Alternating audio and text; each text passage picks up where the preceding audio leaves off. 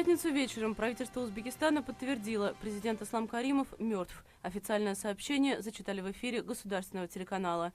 Дорогие соотечественники, с огромной скорбью в сердце сообщаем вам о кончине нашего дорогого президента Ислама Абдуганиевича Каримова.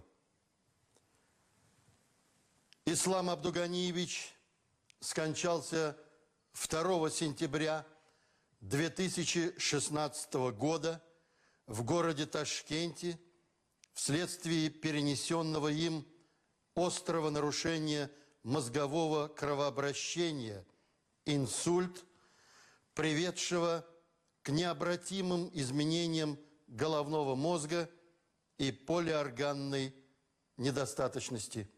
Еще утром в эфире того же канала сообщалось, что Каримов в критическом состоянии. Позже, в течение дня, источники в дипломатических кругах рассказали агентству Рейтер, что президент мертв.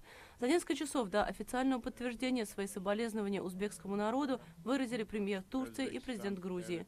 Днем на ленте российского агентства «Интерфакс» появилось сообщение о смерти узбекского лидера, однако вскоре его аннулировали, объяснив публикацию техническим сбоем. В заявлении правительства говорится, что похороны Ислама Каримова, возглавлявшего Узбекистан с 1989 года, пройдут в его родном городе Самарканде. Комиссию по организации похорон возглавит премьер-министр Шавкат Мирзияев. Как сообщалось, Мирзияев прибыл в город еще 1 сентября. В пятницу днем стало известно, что аэропорт Самарканда будет 3 сентября закрыт.